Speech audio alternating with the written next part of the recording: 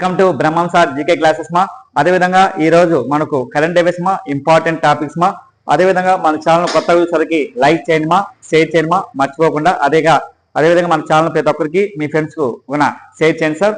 అదేవిధంగా ఇక్కడ ఈ రోజు కరెంట్ అఫైర్స్ లో భాగంగా మెయిన్ ఇంపార్టెంట్ టాపిక్ ఏంటంటే ఇక్కడ 2025 ఆర్థిక సమానత్వంలో ప్రపంచంలో భారత స్థానం ఏంటంటే 4వ స్థానం మా. 4వ స్థానంలో అవుట్ ఆఫ్ వచ్చేసి 165 దేశాలు మా. అవుట్ ఆఫ్ 165 దేశాల్లో ఇండియా ర్యాంక్ వచ్చేసి అంటే 4th ప్లేస్ ఉంది. అయితే ఇక ఆర్థిక సమానత్వం అనే రిపోర్ట్ వచ్చేసి మా ఎవరు ఇచ్చారంటే వరల్డ్ బ్యాంక్ వాళ్ళు రిపోర్ట్ ఇచ్చారు. ఈ రిపోర్ట్ వచ్చి మా ఏమంటే వరల్డ్ బ్యాంక్ మా ఆర్థిక సమానత్వంలో ఏ విధంగా లెక్కిస్తారు. ఆర్థిక సమానత్వం అంటే పేదరికం గురించి మా. పేదరికం గురించి ఈ యొక్క రిపోర్ట్ ఇచ్చిందన్నమాట. అంటే పేదరిక ఆర్థిక సమానత్వం మన యొక్క జీవన ఆధారం ఏ విధంగా ఉంది, మన జీవిత ఆధారంలో ఏ విధంగా ఉన్నది ఈ యొక్క రిపోర్ట్ ఇచ్చిందన్నమాట. అది గుర్తుపెట్టుకోవాలి సార్. అయితే ఇక్కడ మెయిన్ వచ్చేసి మన దేశం వచ్చేసి ఎన్నో ప్లేస్ అంటే 4th ప్లేస్ ఉంది, 4th ప్లేస్. అయితే ఆర్థిక సమానత్వంలో నంబర్ 1 దేశం ఏంటంటే సోవియట్ రిపబ్లిక్, సెకండ్ ఏంటంటే సోవేనియా, మూడో దేశం ఏంటంటే బెలారస్ మా. అయితే ఇండియా యొక్క పర్సెంటేజ్ అంటే 24.5% ఉంది. అయితే వరల్డ్ బ్యాంక్ ప్రకారం మన దేశం యొక్క పేదరికం వచ్చేసి తగ్గుతుందని చెప్పింది వరల్డ్ బ్యాంక్ రిపోర్టు. అయితే ఈ యొక్క వరల్డ్ బ్యాంక్ ప్రకారం వచ్చి 2011-12 ప్రకారం ఎంత అంటే 16.2%. అయితే 2022-23 అయితే ఎంతంటే 2.3% తగ్గిందని ఇటీవల రిపోర్ట్ ఇచ్చిందన్నమాట. ఇక 2011-12 ప్రకారం 16.2%, 2022-23 ప్రకారం అంటే 2.3% మన దేశం యొక్క పేదరికం తగ్గిందని రిపోర్ట్ ఇచ్చింది. అది గుర్తుపెట్టుమా. అయితే ఇండియా యొక్క ర్యాంక్ వచ్చేసి ఏంటంటే 4th ప్లేస్. నెంబర్స్ ఏంటంటే ఇండెక్స్ నెంబర్ ఏంటంటే 25.4%. అయితే మన ఇండియా వచ్చేసి చైనా కంటే అమెరికా అంటే ముందు ప్లేస్ ఉంది. చైనా వాళ్ళంటే కేవలం 35.7%. నెక్స్ట్ అమెరికా వచ్చేసి అంటే 41.8% మాత్రమే అమెరికా వాళ్ళు ఉంది. అయితే మనకు మెయిన్ వచ్చేసి పేదరికం అనేది రిపోర్ట్ వచ్చేసి ఏ విధంగా లెక్కిస్తాం. మెయిన్ పేదరికం అనే రిపోర్ట్ ఏ విధంగా లెక్కిస్తామంటే రోజువారీ అంటే రోజు వచ్చి $2.15 లోపల సంపాదించే వాళ్ళని ఏమంటే పేదవాళ్ళని గుర్తిస్తామా.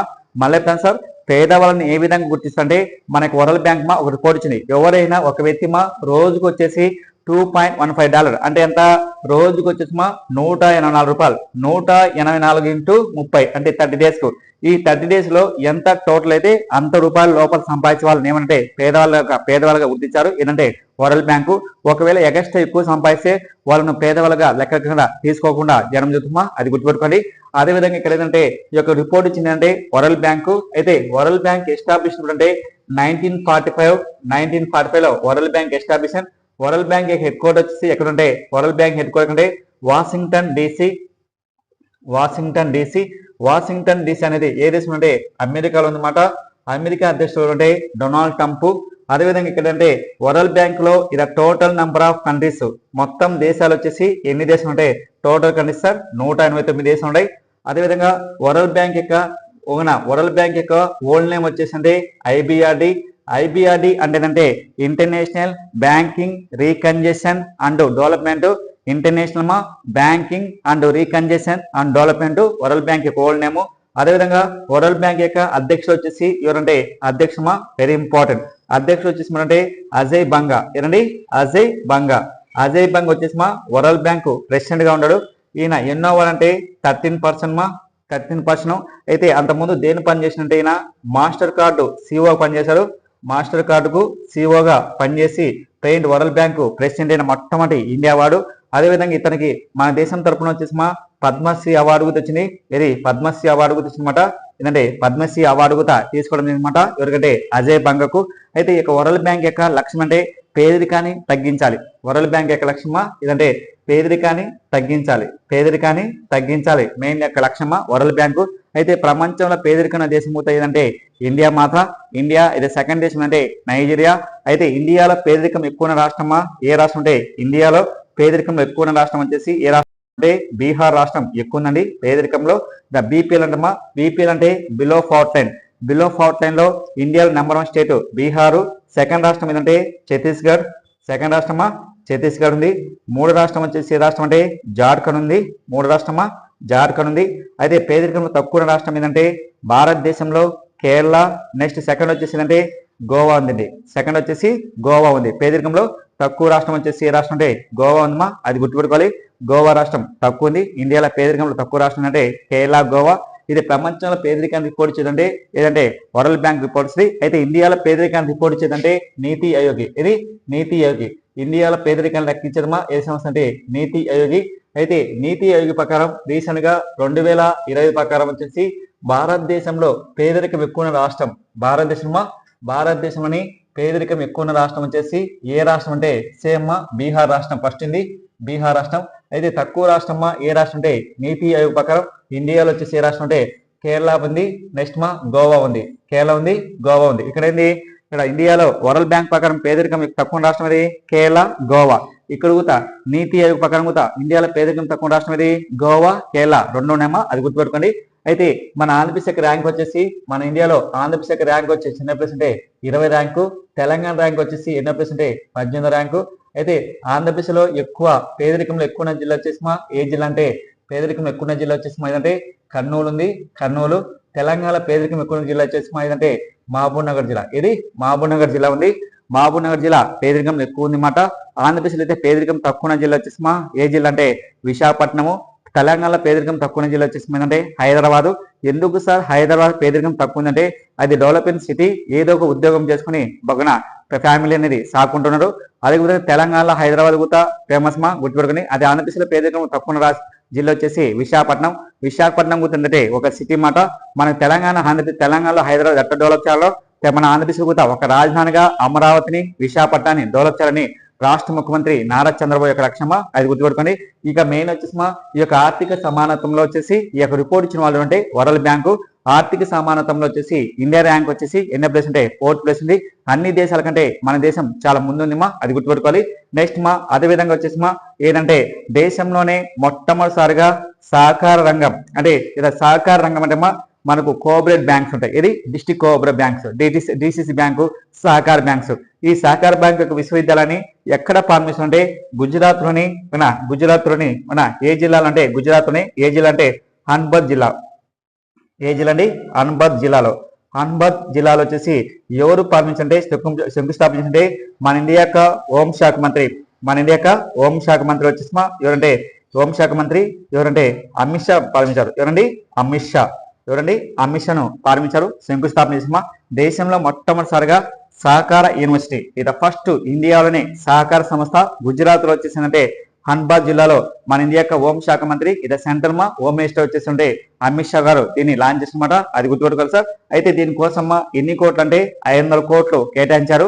మరి వచ్చేసి 125 ఎకరాల భూమిలో దీన్ని లాంచ్ చేయడం జరిగింది సార్, అది గుర్తుపెట్టుకోవాలన్నమాట. అదేవిధంగా నెక్స్ట్ మన అమెరికా అధ్యక్షుడు వచ్చేసి డొనాల్డ్ ట్రంప్ వచ్చేసి అమెరికా అధ్యక్షుడు డొనాల్డ్ ట్రంప్ వచ్చేసి బిగ్ బ్యూటిఫుల్ అనే బిల్లును ఆమోదించారు. ఎప్పుడంటే జూలై 4 ఆమోదించారు 2025 లో. ఎందుకు సార్ ఈ యొక్క బిగ్ బ్యూటిఫుల్ బిల్లు అనేది ఏదానికి సంబంధించి విదేశాల మీద ట్యాక్స్ వేయడమట. విదేశాల మీద ట్యాక్స్ సపోజ్ మార్సిస్ మీద కానీ, అదేవిధంగా మార్సిస్ కానీ బంగ్లాదేశ్ గారి మీద కానీ రీసెంట్ గా బంగ్లాదేశ్ మీద 30% ట్యాక్స్ విధించారన్నమాట. అంటే అదే మార్సిస్ మీద ఏంటంటే 30%, మన ఇండియా వాళ్ళ మీద కూడా ఎంతంటే 15%, చైనా వాళ్ళ మీద కూడా ఎంతంటే 12% అట్లా ట్యాక్స్ మాట. అంటే ఇది ఒక వస్తువుల పైన అంటే అమెరికా నుంచి దిగుమతి చేసే వస్తువుల పైన విదేశ వాళ్ళు తీసుకునే దాంతో ట్యాక్స్ విధించడం అనమాట. ఎందుకంటే మా దేశం మీద మాకే డబ్బులు రావాలి, ఎక్కువ అమౌంట్ రావాలని ఈ యొక్క అమెరికా అధ్యక్షుడు డొనాల్డ్ ట్రంప్ అయిన తర్వాత విదేశాల మీద ఎంతో ట్యాక్స్ విధించాలన్నమాట. అదేవిధంగా ఇటీవల వచ్చేసి బ్రిక్స్ దేశాల మీద కూడా ఏం చెప్పాడు, బ్రిక్స్ దేశాల మీద కూడా మేము ట్యాక్స్ వేస్తాం, బ్రిక్స్ దేశాల మీద కూడా మేము ట్యాక్స్ వేస్తామని చెప్పారనమాట. ఇది మనకు మెయిన్ ఇక రీసెంట్ గా ఏంటంటే ఏ యొక్క దేశం వాళ్ళు బిగ్ బ్యూటిఫుల్ అనే బిల్లు ఆమోదించంటే అమెరికా అధ్యక్షుడు డొనాల్డ్ ట్రంప్ ఏ రోజు అంటే జూలై 4 ఆమోదించారు. ఎందుకు జూలై 4 అంటే ఆ దేశానికి స్వతంత్రం వచ్చిన రోజే ఆ రోజు డొనాల్డ్ ట్రంప్ వచ్చి సైన్ చేయడం జరిగింది సార్, సైన్ చేయడం జరిగింది. అంతర్జాతీయ జావలిన్ త్రోలో నీరజ్ చోప్రాకు గోల్డ్ వచ్చింది. ఈయన ఎన్ని మీటర్స్ వరకు దూరం వేశారంటే 86.1 మీటర్ వరకు ఈయన దూరం వేశారన్నమాట. అయితే ఇక్కడ రన్నర్ వచ్చేసి ఎవరంటే కెన్యా దేశం వాడు, అతడు వచ్చి ఏం పేరంటే యోగో. ఎన్ని మీటర్స్ అంటే 84.51 మీటర్స్. మూడో స్థానం వచ్చేసి ఏంటంటే రమేష్ పతిరాగే, ఈయన ఏ దేశం అంటే శ్రీలంక వాడు, ఏంటంటే 84.34. అయితే ఇక్కడ అంతర్జాతీయ జావలిన్ త్రో పోటీలు వచ్చేసి ఎక్కడంటే ఇండియాలో ఫస్ట్ టైమ్. ఇండియాలో ఎక్కడంటే ఇక్కడ కర్ణాటకలో బెంగళూరు అనమాట. కర్ణాటకలోని బెంగళూరులో ఈ యొక్క అంతర్జాతీయ జావలిన్ త్రో యొక్క జరిగింది. అయితే ఇక్కడ నీరజ్ చోప్రా దేంట్లో ఫేమస్ అంటే జావెలిన్ త్రోలో ఫేమస్. నీరజ్ చోప్రా ఏ స్టేట్ అంటే హర్యానా రాష్ట్రానికి చెందిన పర్సన్ మా. అదేవిధంగా లాస్ట్ మనకు త్రీ యొక్క లాస్ట్ టూ మ్యాచ్లో అంటే 2 మ్యాచ్లు వచ్చేసి లాస్ట్ 3 months లో ఆయనకు 2 సార్లు గోల్డ్ గెలిచారన్నమాట, 2 గోల్డ్ గెలిచారన్నమాట. అదేవిధంగా డైలాగ్ సగస్లో డైలాగ్ సరస్సునమా, అదేవిధంగా త్రోలో వచ్చేసి గోల్డ్ వచ్చింది. డైలాగ్ సరస్సు అంటే ప్యారిస్ లో జరిగిన డైలాగ్ సరస్సులో ఆయన గోల్డ్ వచ్చింది, 2 సార్లు పథకాలు వచ్చినాయమ్మా. ఇది ఎన్నో పథకం అంటే 3వ పథకమా. ఒకే నెలలో వచ్చేసి 3 గోల్డ్ గెలిచిన ఏకైక వ్యక్తి అంటే నీరజ్ చోప్రా. ఇక నీరజ్ చోప్రాకు 2021 ఒలింపిక్ గేమ్స్ లో జపాన్ లో జరిగిన ఒలింపిక్ గేమ్స్ లో కూడా గోల్డ్ వచ్చింది. లాస్ట్ టైం 2024లోని ప్యారిస్ లో జరిగిన ఒలింపిక్ గేమ్స్ లో కూడా ఆయనకు రైత పథకం వచ్చింది. అదేవిధంగా ఇక నీరజ్ చోప్రా వచ్చేసిమా ఏ స్టేట్ అంటే హర్యానా రాష్ట్రం వాడు. అదేవిధంగా నీరజ్ చోప్రాకు పద్మశ్రీ అవార్డు ఇచ్చారు. అదేవిధంగా మేజర్ ధ్యాన్ చంద్ అవార్డు కూడా రావడం అనమాట. ఇదంటే నీరజ్ చోప్రా అంత ఫేమస్ పర్సన్. రేపు ఎగ్జామ్ లో ఏమంటే నీరజ్ చోప్రా ఈ కింద ఏ గేమ్ లో ఫేమస్ అంటే ఏమన్నా జావెలిన్ త్రోలో ఫేమస్ మాట. అదేవిధంగా రెండవ టెస్ట్ మ్యాచ్ లో అంటే ఒక ఇంగ్లాండ్ తో జరిగిన మ్యాచ్ అమ్మా వెరీ ఇంపార్టెంట్. మనకు ఇండియా మరియు అదేవిధంగా ఇంగ్లాండ్ జరిగిన టెస్ట్ మ్యాచ్. ఈ యొక్క 5 టెస్ట్ మ్యాచ్ లో రెండవ టెస్ట్ మ్యాచ్ లో ఇవ్వండి మన ఇండియా కెప్టెన్ వచ్చేసిమా ఇవ్వండి సుమన్ గిల్ వచ్చేసి ఒక మ్యాచ్ లో వచ్చేసిమా రెండవ టెస్ట్ మ్యాచ్ లో వచ్చి డబల్ సెంచరీ ప్లస్ అదేవిధంగా సెంచరీ చేసిన ఏకైక వ్యక్తిగా రికార్డ్స్ ఉంచారన్నమాట. అతని పేరు అంటే సుమన్ గిల్.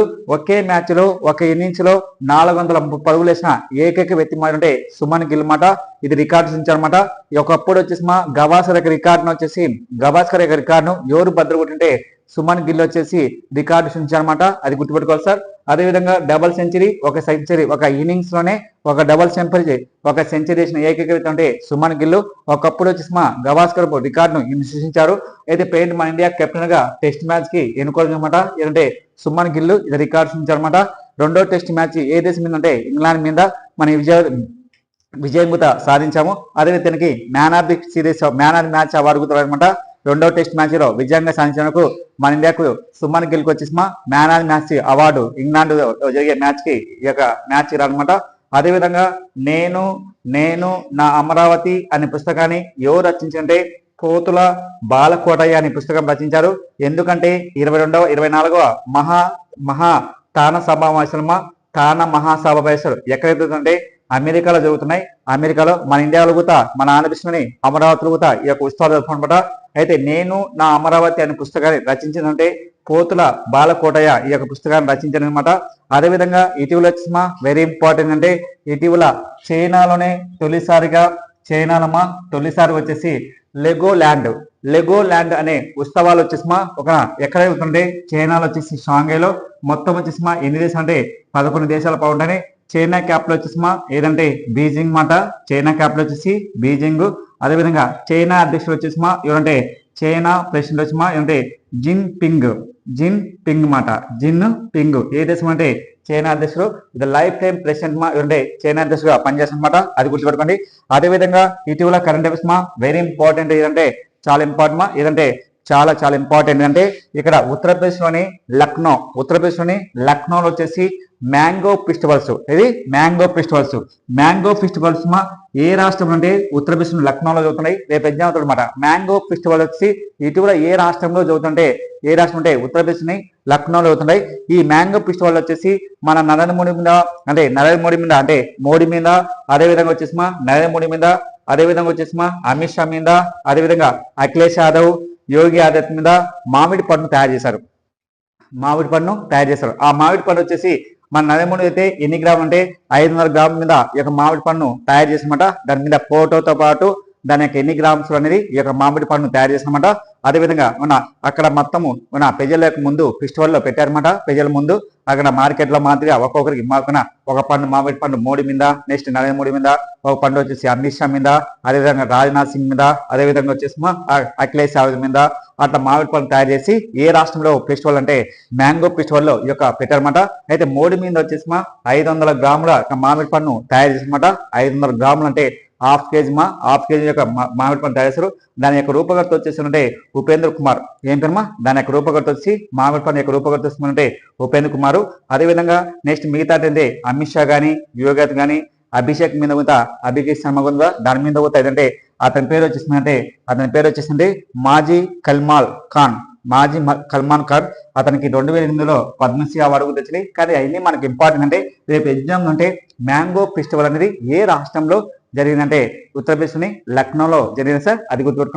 అది మనకు గుర్తుపెట్టుకోండి. అయితే ఉత్తరప్రదేశ్ యొక్క సీఎం వచ్చేసి యోగి ఆదిత్యనాథ్ ఏ రాష్ట్రానికి ఉత్తరప్రదేశ్ సీఎం అది గుర్తుపెట్టుకోవాలి, మనకి ఇంపార్టెంట్ ఇక్కడ ఇంటర్నేషనల్ జావెలిన్ త్రో మాత్రం వెరీ ఇంపార్టెంట్ ఈ యొక్క ఫెస్టివల్ ఎక్కడైతే ఇండియాలో వచ్చేసి ఎక్కడంటే కర్ణాటకలో ఫస్ట్ టైం ఈ యొక్క ఇంటర్నేషనల్ జావెలిన్ త్రోలో ఈ యొక్క జరుగుతున్నాయి.